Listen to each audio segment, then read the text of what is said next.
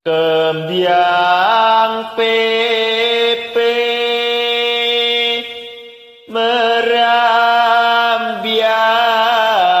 ring kayu arum sang arumo membiat mayun sang pepe ngajak lunga ngajak. Salam budaya. Terima kasih buat teman-teman semuanya yang sudah berkunjung di channel YouTube Mas Selaros Banyuwangi. Jangan lupa klik subscribe untuk mendapatkan video terbaru tentang budaya Kabupaten Banyuwangi. Tadi teman-teman semuanya sudah mendengarkan bait pertama dari gending kembang pepe.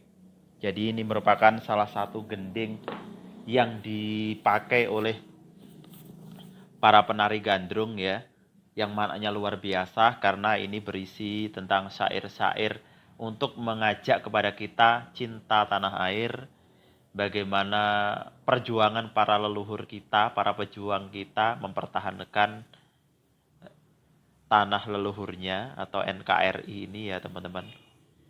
Coba kita buka satu persatu, kita jabarkan satu persatu. Untuk video pertama ini kita hanya fokus pada lirik kembang pepe, merambat ring kayu arum, sang aroma membat mayun, sama sang pepe ngajak lungo itu saja. Nanti untuk selanjutnya di video berikutnya. Baik, tadi di baris pertama teman-teman ya. Kembiang pepe. Nah, kembang ini maksudnya adalah orang ketiga jamak atau mereka yang dimaksud kembang ya. Jadi mereka. PP itu jemur atau dijemur di bawah terik matahari itu PP. Jadi maksudnya kembang PP itu adalah perlambang untuk mereka yang selalu diterik matahari itu loh, kepanasan. Ya, siapa itu? Ya pejuang itu sendiri teman-teman yang melawan penjajahan yang ada di negeri ini. Khususnya yang ada di Kabupaten Banyuwangi. Mereka berjuang tanpa mengenal lelah teman-teman. Jadi ada juga yang menafsirkan ini adalah para pejuang itu bisa juga salah satunya penari gandrung. Karena memang pada saat itu gandrung itu ditarikan laki-laki sebagai media perjuangan untuk melawan penjajahan ya. Jadi awalnya gandrung itu memang merupakan alat perjuangan. Nah ini menurut cerita yang muncul ya atau cerita tutur. Jadi gandrung ini muncul itu bersamaan dengan dibabatnya hutan Tirta Arum ya, yang membangun ya untuk membangun ibu kota baru, yaitu atas gagasan atau prakarsa Mas Alit. Karena memang pada saat itu ibu kota yang lama yang di Lopangpang itu atau Ulu Pangpang itu keadaannya memang sudah rusak akibat peperangan. Selain itu memang udaranya sudah tidak sehat lagi. Ya karena mungkin mengingat di sekitarnya kan banyak rawa ya yang menjadi sarang nyamuk. Mungkin itulah salah satu faktornya. Nah, karena melihat hal tersebutlah sebelum dilantik itu Mas Alit itu usul pada company agar ibu kota itu dipindahkan ke tempat lain. Nah, company setuju dan menawarkan 3 pilihan, yaitu tetap di Ulu Pangpang, di kotanya atau maksudnya di Benculo atau di Pakusiram, yaitu terletak di sebelah timur Lateng, Rogo Jambi. Namun tawaran tersebut ditolak oleh Mas Alit. Dan Mas Alit menghendaki dengan ingin membabat hutan Tirta Arum yang terletak di daerah sebelah utara. Setelah itu company melakukan penelitian dulu sebelum menyetujui. Nah, setelah dilakukan penelitian, akhirnya company setuju. Namun company terlebih dahulu memilih tempat untuk membangun benteng. Jadi membangun benteng dulu. Dan Mas Alit boleh membangun pasebannya, kantor atau tempat tinggalnya, tapi dengan syarat tidak boleh lebih dari jangkauan tembakan meriam dari benteng yang dibangun oleh company.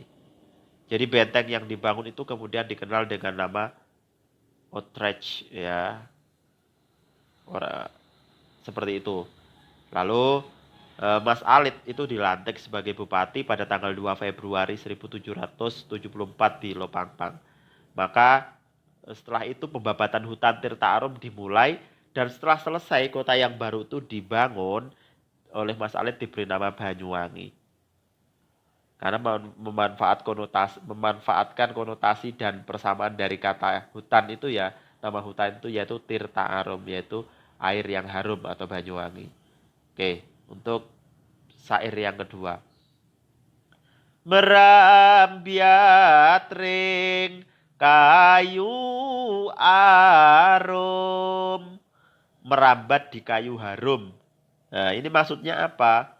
Ini untuk menggambarkan munculnya gandrung itu yang pada awalnya selalu merayap ya, berjalan dari tempat-tempat yang dihuni dari sisa-sisa rakyat yang masih hidup. Kan setelah terjadi pemberontakan itu kan banyak laskar Belambangan itu yang tercecer dari satu tempat ke tempat yang lain. Ada yang tinggal di pedesaan, ada yang ngungsi di pedalaman, bahkan sampai menelusuri mereka itu melarikan diri itu bersembunyi di hutan-hutan, teman-teman. Nah, akhirnya muncullah cara atau trik untuk melakukan perlawanan, yaitu melalui kesenian gandrung ini.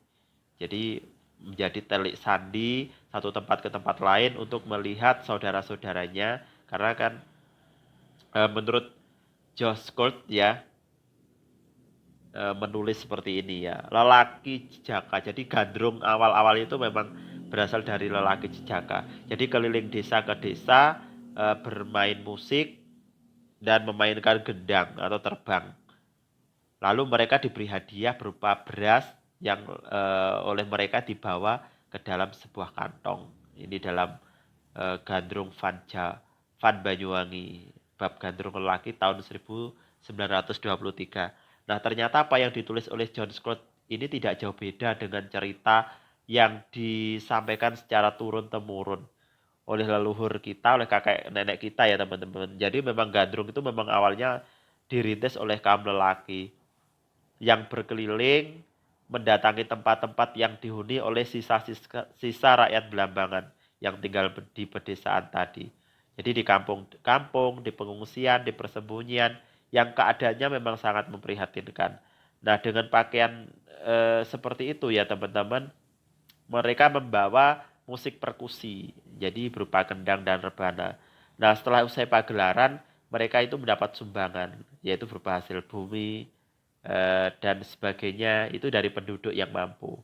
Jadi dari sumbangan-sumbangan itulah dikumpulkan, kemudian dibagi-bagikan kepada para pengungsi yang sangat membutuhkan bantuan di pedalaman maupun sampai di hutan-hutan. Lalu teman-teman sekitar satu dekade kemudian ya, jadi setelah perjuangan Gandrung itu berhasil dan sisa-sisa rakyat yang mengungsi atau bersembunyi telah kembali ke tempat asalnya dan sebagian yang lain memang memilih tinggal di ibu kota Banyuwangi yang baru dibangun oleh Mas Alit tadi. Maka Gandrung itu sudah mulai berubah menjadi sebuah tontonan terop atau biasa kita kenal dengan Gandrung terop. Maksudnya seperti teman-teman. Jadi tidak hanya sebagai media perjuangan, tapi Gandrung ini sudah diundang oleh masyarakat untuk memeriahkan pesta, baik hajatan pernikahan, khitanan, dan sebagainya. Dan sejak saat itulah secara bertahap Gandrung itu sudah membenahi alat hiburannya, baik mengenai peralatan musik, busana, aksesoris, karena sudah kalau Gandrung Terop sudah hiburan. Dan jumlah gending-gending pacu yang dipadati dengan pantun-pantun tadi juga berubah, basanannya berubah, wangsalannya berubah, dan bertambah ya. Jadi berubah dalam artian bertambah banyak.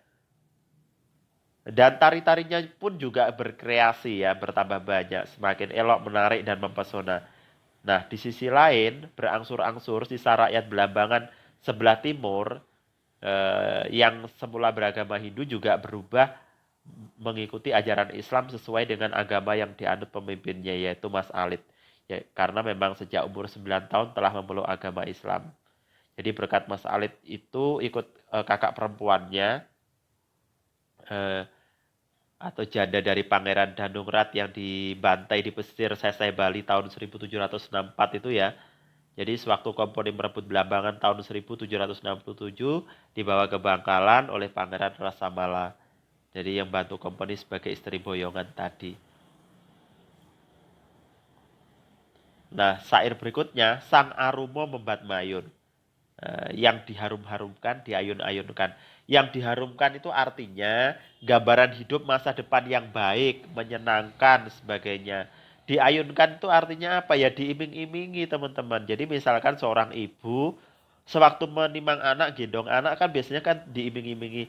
Le, tole, kowe sesuk dadi dokter, kowe sesuk dadi bidan, kowe sesuk dadi guru, kowe sesuk dadi menteri, kowe sesuk dadi presiden. Diberi iming-iming hal-hal yang baik, kamu nanti jadi orang yang sukses kan biasanya seperti itu kan tujuannya agar giat belajar, rajin dan sebagainya. Nah, begitu juga pada awalnya dalam gending-gending yang dilatunkan Gandrung ini juga mengiming-imingi tentang gambaran hidup masa depan yang baik. Pasti berhasil lah, pasti nanti merdeka, pasti Belanda itu hengkang dari bumi Belambangan dan sebagainya.